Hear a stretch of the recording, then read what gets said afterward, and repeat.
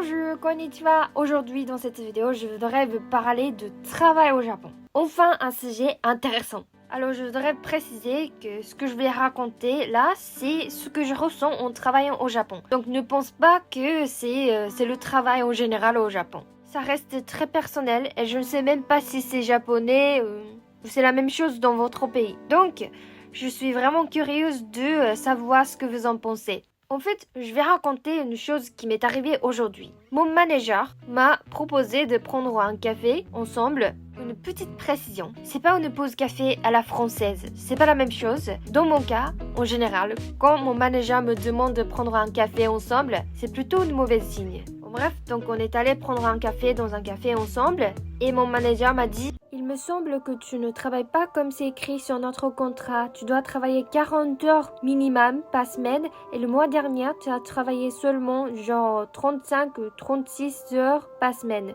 Est-ce que tu as oublié de écrire ton timesheet ou tu n'as pas travaillé? Pour ceux qui ne connaissent pas le timesheet au Japon, c'est ça.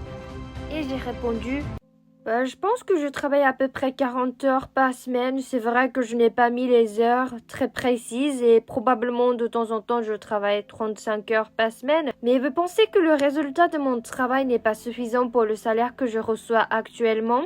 Il m'a répondu que moi je travaille bien et que tout le monde est content du résultat de mon travail. Mais il m'a dit que ce n'est pas la question de la qualité de résultat, mais c'est le problème des heures que je travaille pour cette entreprise. Ce sont des règles et le timesheet. J'ai l'impression qu'au Japon, on met trop de valeur sur les heures que tu as travaillées plutôt que tes résultats de travail. Et c'est pour ça que les Japonais travaillent beaucoup. Pour être apprécié et pour avoir une bonne réputation au travail, il faut toujours montrer que tu travailles beaucoup, surtout les heures que tu passes pour travailler. Est-ce que c'est vraiment efficace de travailler comme ça des heures et des heures, minimum 40 heures par semaine? En plus, je ne suis pas payée pour des heures supplémentaires. Si il y a une preuve que plus tu travailles, plus tu t'améliores, s'il y a ça, je le ferai. Mais souvent ou parfois, je sais pas, mais tu passes des heures et des heures pour un travail nul. Ça, je ne voulais pas le faire. Et je croyais que mon manager comprendrait. Et donc ça m'a dégoûté vraiment quand mon manager m'a dit que je devrais travailler 40 heures minimum par semaine. Et donc j'ai dit à mon manager que ok, je vais essayer de préciser les heures sur mon timesheet. Mais si vous voulez payer par rapport aux heures que j'ai travaillées plutôt que pour le résultat de mon travail, allez-y, vous pouvez diminuer le salaire. Moi, je pensais que si j'ai un bon résultat, je n'ai pas forcément besoin de travailler pile 40 heures par semaine. Je travaille très dur pendant 35 heures par semaine que les gens qui travaillent 50 heures par semaine en prenant de petites pauses toutes les 10 minutes. C'est cette manière dont je voudrais travailler et dont je pense qu'il y a avantage pour vous et pour moi, pour tout le monde. Mais je suis trop honnête, je suis con. J'aurais juste dû mettre les heures qu'il faut et ne pas travailler. Mon manager m'a dit qu'il est satisfait de mon travail. Je suis trop honnête et je me sens bête. Mais je ne voulais pas être quelqu'un assise au bureau pendant des heures et des heures alors qu'il n'y a rien de choses à faire. Surtout pour les gens qui ont des petits-enfants. Je pense qu'ils ne devraient pas travailler beaucoup. Moi, personnellement, en fait, j'ai mes parents qui travaillaient très dur jusque très tard quand j'étais toute petite. Quand j'étais petit, genre quand j'avais jusqu'à 13 ans ou 14 ans, en fait, je ne voyais pas mes parents pendant les jours de la semaine. J'ai vécu avec ma mamie. C'est ma mamie qui m'a élevée parce que mes parents, ils étaient super occupés. À cause du travail, ils rentraient très tard, genre 11h ou minuit. Et bien sûr, j'ai passé le week-end, tous les week-ends avec mes parents, mais ils étaient toujours fatigués et ça m'a rendu triste. Ils ont beaucoup travaillé, ils ont sacrifié leur vie pour que je puisse avoir une bonne éducation.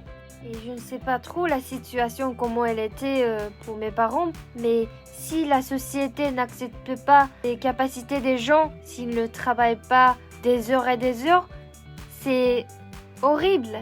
Et ça me fait très triste parce que ça veut dire qu'on va rater plein de choses. On passe beaucoup de temps au travail et on rate le reste de la vie. Je ne déteste pas le travail. Au contraire, j'adore travailler, j'adore améliorer des choses. Mais je veux travailler d'une manière efficace et pas passer des heures et des heures pour travailler, quoi. Je veux faire autre chose dans ma vie. Mais est-ce que c'est impossible? Est-ce que dans votre pays, c'est aussi comme ça? Très honnêtement, je suis un peu triste et un peu en colère. Mais je me sens beaucoup mieux que tout à l'heure parce que tout à l'heure, j'étais vraiment, je ne pouvais pas. Mais vous m'avez écouté, j'ai fait cette vidéo, donc je me sens mieux, je suis déstressée. Maintenant, c'est à vous de me raconter votre travail. Vous pouvez me raconter en commentaire votre pire expérience au travail. Comme ça, je me sentirai mieux. Non mais je plaisante. En bref, déstresse-toi ici, raconte, écris quelque chose que tu devrais... vois. Je sais pas le mot, mais tu vois ce que je veux dire. C'est une des choses que j'ai appris en France quand t'es pas content, quand t'es en colère. Tu peux pas garder ça en toi. Tu peux, c'est ok de le dire, n'est-ce pas? Bon, merci beaucoup d'avoir regardé cette vidéo jusqu'à la fin. Vous êtes vraiment la crème de la crème.